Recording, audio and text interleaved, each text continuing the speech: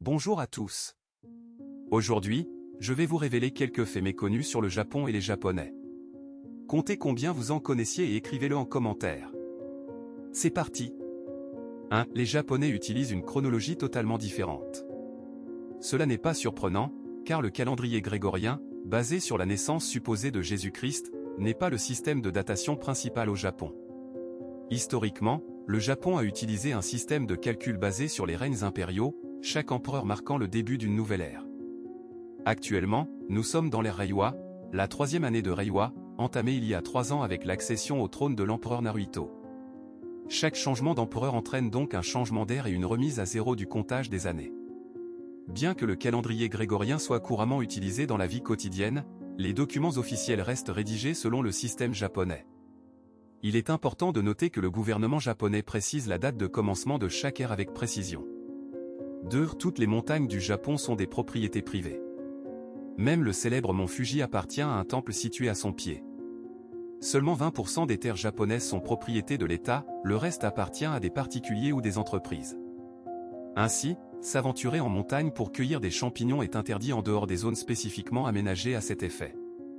La possession d'une montagne par des villageois ou des agriculteurs est courante, héritage d'un système foncier ancestral profondément ancré dans la culture nippone. 3. Chaque Japonais possède un emblème familial, le kamon, transmis de génération en génération. Il existe une multitude de kamons, chacun étant unique et reflétant l'histoire et le statut de la famille. L'emblème impérial est le chrysanthème. Le kamon est souvent brodé sur les kimonos, ou utilisé comme motif décoratif dans les maisons et les jardins. De nombreuses familles ont même fait enregistrer leur emblème auprès des autorités locales. 4. La division en famille principale et famille secondaire est un système traditionnel complexe. Le droit de succession de la famille principale est traditionnellement réservé au fils aîné. Dans une famille avec plusieurs enfants, le fils aîné hérite du statut de « oncle », gérant la propriété familiale et le patrimoine. Les autres fils deviennent « bunk », responsables de leur propre famille, mais avec des liens de subordination envers la « oncle ». Aujourd'hui, ce système est principalement une question de patrimoine familial, mais par le passé, les « bunks » avaient des obligations importantes envers la « oncle ».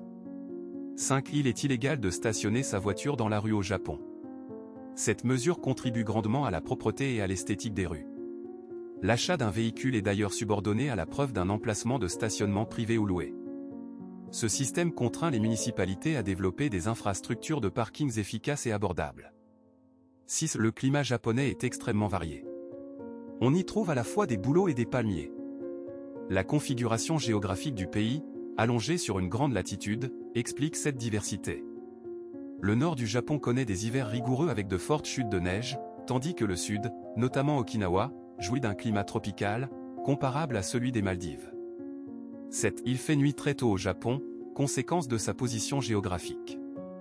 En été, le soleil se couche vers entre 18h et 19h, et en hiver dès 16h. Cette différence est très marquée en fonction de la saison et de la région. 8. Les habitations japonaises ne sont généralement pas équipées de chauffage central, mais les toilettes sont systématiquement dotées de sièges chauffants. Ce détail contribue au confort quotidien, même en hiver. 9. Dans de nombreux restaurants, une somme est facturée pour la place, en plus du prix du repas. Ce « otoshi » consiste souvent en une petite mise en bouche servie automatiquement à l'arrivée des clients, indépendamment de leur désir. Il s'agit en réalité d'une participation aux frais de service. Cette pratique est particulièrement courante dans les izakaya. 10. Twitter est le réseau social le plus populaire au Japon, surpassant Facebook. 11. Une très grande majorité des Japonais regardent des animés ou lisent des mangas. Contre l'idée reçue, les statistiques montrent qu'environ 80% des Japonais âgés de 15 à 80 ans consomment ces médias. Ces divertissements font partie intégrante de la culture japonaise, et leur consommation est souvent anodine et intégrée au quotidien. 12. Le mot « anime » est dérivé de l'anglais « animation ».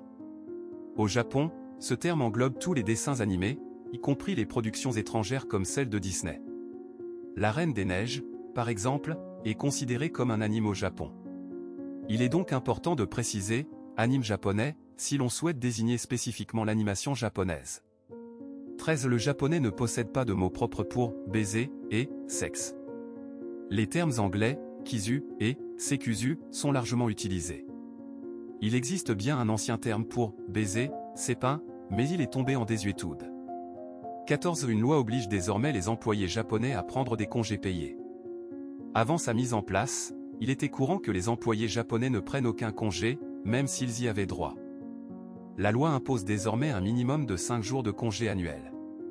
15. La plupart des Japonais pratiquent à la fois le shintoïsme et le bouddhisme, dans un syncrétisme religieux courant au Japon.